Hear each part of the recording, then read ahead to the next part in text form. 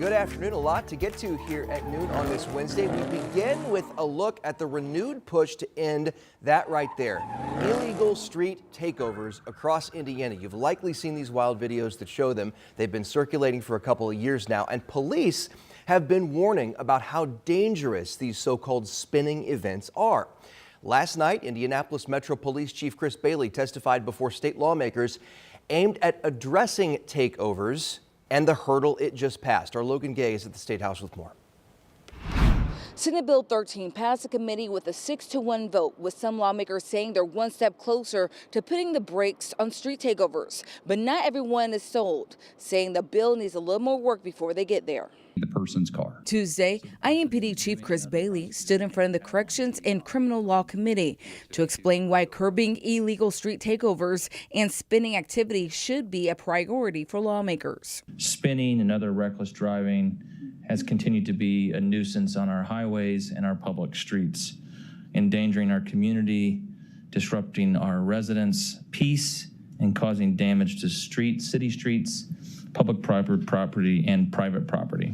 And Bailey says it doesn't stop there. Some of the individuals involved in this activity are intentionally leading IMPD and ISP officers on dangerous vehicle pursuits.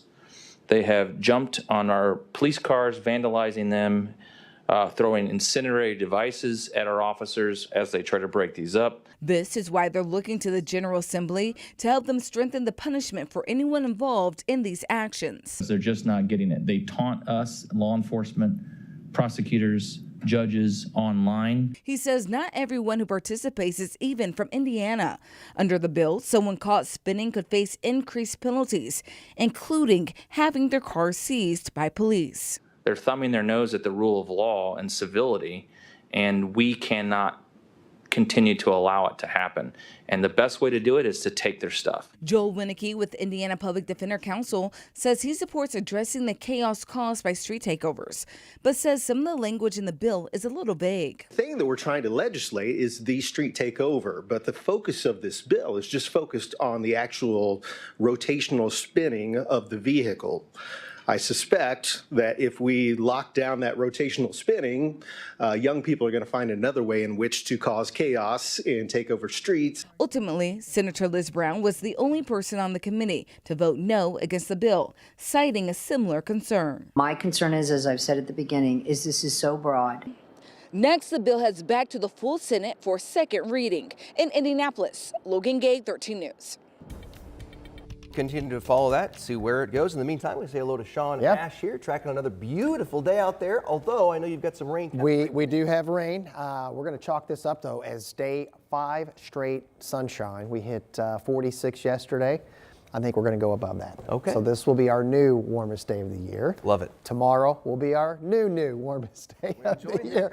And, yeah, I know. It well-deserved. And now we just need some rain, I think, to kind of wash off all that winter crud that's on the roads and on the sides of the streets and the sidewalks. And we've got some. We have a soaker inbound. Right now, all we're doing is just soaking up sunshine.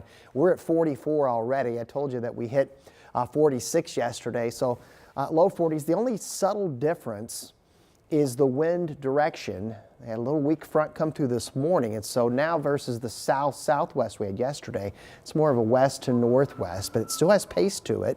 So it's going to be a breezy day for us here. But we are definitely eating away at the snowpack. 5 degrees warmer than yesterday's pace, which took us up to 46. But the wind speeds are just a little bit stronger. They're in the 15 to 25 mile per hour range, and likely we'll have some gusts. They get over 30 miles per hour. Looking west here, sunshine, look at it. We're going to peak anywhere from 45 to near 50 degrees. Now ahead in the 7-day forecast, we've got the timeline on the rain, how much to expect, when it gets out, and of course the weekend forecast. No, by the way, we've got some 50s in the 7-day coming up in a few minutes. All right, Sean, we'll see you then. Thank you. Right now, police are investigating a shooting in Broad Ripple that left a young person injured. It happened yesterday around 5 on Carmel Avenue, not far from 61st and College, as you see right there on the map. 13 News is working to learn how old the victim is, although we do know they're a juvenile who went to the hospital and is stable. No word on any suspects or possible motives in this shooting.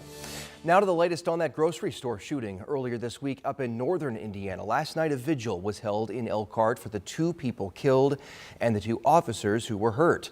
19-year-old Anna Sue Rocha was one of the people who died. She was an employee at the Martin supermarket, and 49-year-old Benjamin Jeffrey, the other victim, was a customer. According to relatives on social media, he was there shopping with his wife when he was shot. The 2 Elkhart police officers, Corporal Paul Vandenberg, you see right there, and then next to him, Patrolman Ethan Pasternak, they were hurt in a shootout with the suspect, who was then shot and killed. It all happened Monday afternoon around 5 o'clock at the grocery store in Elkhart, which is about 20 or so miles east of South Bend.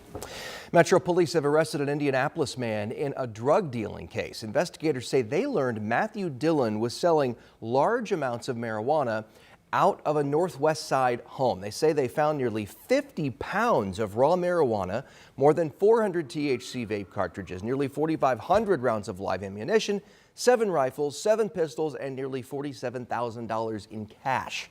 Dillon now faces charges of neglect of a dependent, dealing and possession of marijuana, as well as maintaining a common nuisance.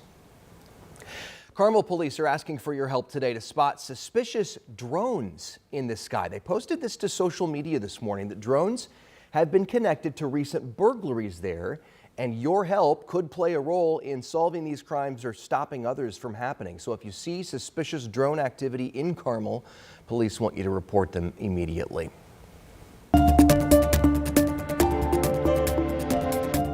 Governor Mike Braun says Indiana will cooperate with federal executive orders to remove undocumented immigrants across the state. He's now directing state law enforcement agencies to do so. Governor Braun says his executive order focuses on, quote, the worst first, meaning undocumented immigrants who may have already have a criminal history in their home country and have come here and committed crimes. Under the order, local law enforcement have to work with U.S. Immigration and Customs Enforcement, or ICE, to remove undocumented immigrants. Police are already required to do so, but the governor says this bill is to make sure of that. There are also several proposals in the State House that, if passed, would require local sheriff's departments to be involved in ICE training programs or be authorized to serve warrants to undocumented immigrants already in jail. And I'm open to the training as well, but I'm not open to let's bring in this and do this and start digging. I can speak for my office only. I don't have time to dig. We are not agents of ICE. We will support ICE like we do any other federal organization, but we're not going to go outside the walls of our jail to do their job. So some sheriffs concerned about the wording in that proposal. Another big factor in this is the cost. Governor Braun says costs for things like this should be minimal up front and would become more relevant later on. We will hear from Governor Braun again tonight for his first ever State of the State address. He'll be delivering it to a joint session of the General Assembly in the larger House chamber of the State House. The address begins at 7 p.m. We're going to carry it live. You can watch it here on WTHR or on WTHR Plus. We normally air Wheel of Fortune during that time period. We're going to move Wheel of Fortune over to MeTV this evening. Well, you may have hit a few potholes on your commute so far to work, home the last couple of days, but the state is trying to come up with money to fix our roads. That bill is laying out a way for cities like Indy to raise the money themselves. Chief Deputy Mayor of Indianapolis, Dan Parker, says the city needs more than $200 million a year to repair and maintain the roads. House Bill 1461 gives Marion County 3 tools to do so: vehicle taxes, delivery taxes, and property taxes. But there's pushback specifically on the vehicle tax. Indy officials have issues with how the bill calculates funding and the fact that not all counties pay into the tax yet. There's a lot of parts to this, so many parts. So we have a breakdown online. You can learn much more about this at WTHR.com. For now, the potholes remain, and we're expecting to hear amendments to this bill next week. We'll continue to follow that. New signs are up all over Indy to welcome the WWE Universe to town. Check it out. The Convention Center Skywalk downtown is ready to rumble, as you see right there. The biggest names in wrestling are coming for the huge weekend. 60,000 people are expected to be here in Indy from all over the world to attend Royal Rumble. Plus, there are special events around the city, including in Fletcher Place and Fountain Square, and they're ready check out the installation at the Murphy Building along Virginia Avenue. And all of this leads to the big event Saturday night at 6.